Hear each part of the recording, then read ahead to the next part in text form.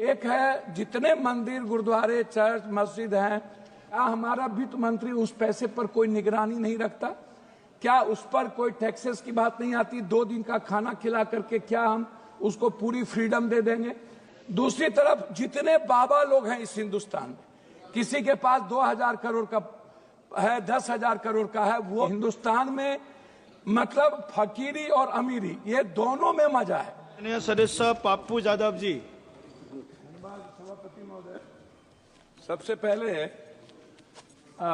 जब सशक्त भारत की बात आती है तो हमें 3-4 सालों से लगभग किसान जो बैठे हैं और जो किसान की मौत हुई, आत्महत्या हुआ, एक तरफ किसान है, एक तरफ मणिपुर है, एक तरफ पूरे देश में नीट से लेकर के सभी तरह के एग्जामिनेशन पेपर का लीकआउट है और लगातार बच्चों पर जुल्म, बच्चों पर केस, बच्चों जो आईएएस बनेंगे, जो देश का निर्माण करेंगे, उनके पेपर लीकआउट हो।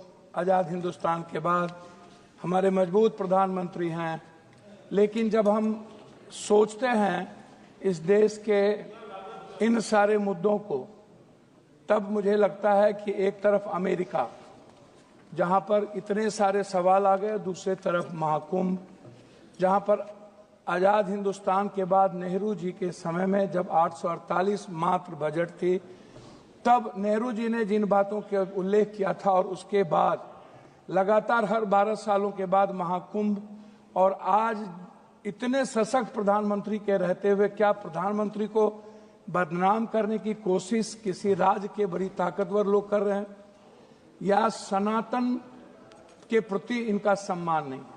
तो सशक्त भारत की बात यदि आती है तो बगल में हमारा कोई भी पड़ोसी देश रास्ते देने को तैयार नहीं है, हमारे साथ व्यापार करने को तैयार नहीं है। जो डेवलप कंट्री है, वियतनाम, ताइवान से लेकर के सब चाइना के साथ जा चुका है। भूटान के सारे मंत्री चाइना में बैठे रहते हैं और हमारा पूरा का पूरा पड़ोसी देश हमसे बिल्कुल अलग है।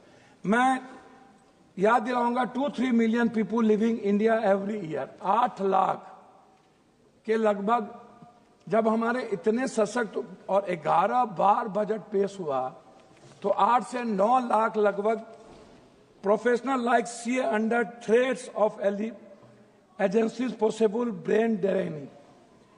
मैं नो रिलैक्सेशन और tax reason more than 30% people ITR in old scheme discouraging investment and saving.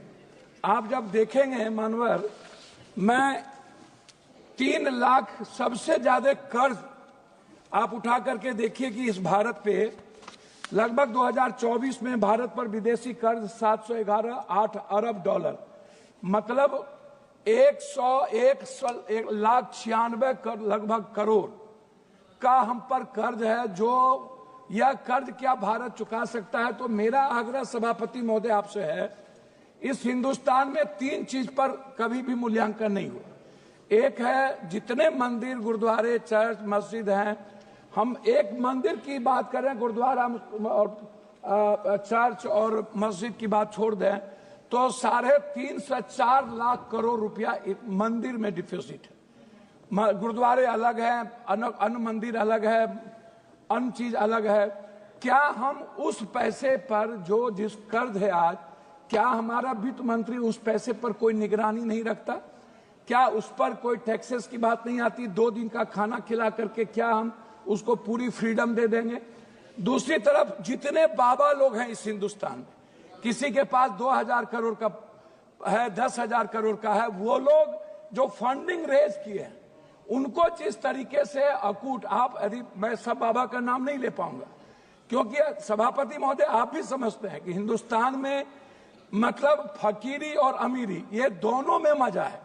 और जिस तरीके से बाबा लोगों ने इस देश को एनजीओ के माध्यम से, एनजीओ भी है लगभग 33 लाख करोड़, तो एनजीओ का क्या कारण है कि एनजीओ पर किसी भी तरह का टैक्सेस या हमारे गवर्नमेंट का रिलैक्सेशन फ्रीडम है जिस तरीके से उसको लूटने की, उस पर हमारा अंकुश नहीं है। दूसरा है CSR फंड। CSR फंड, आप बड़ी बड़ी जो कंपनियां हैं, बड़े बड़े जो हमारे ही सरकारी कंपनियां हैं, वो CSR फंड क्या करती है? सभापति महोदय, वो कहां लगाता है, किसको देता है, किस एमपी के क्षेत्र में बात करके। अध्यक्ष सभापति महोदय बात तो करने दिया। हम इतना 9 बार तब कारण मेरा कुछ नहीं कहना। अध्यक्ष महोदय, नोटबंदी के बाद आप उठा के देखिए 16.99 लाख करोड़ डिमोटाइजेशन का मामला था और उसके पहले 35.99 लाख करोड़ का था। आज भी 35.99 लाख करोड़ का है। कितने लोग मरे?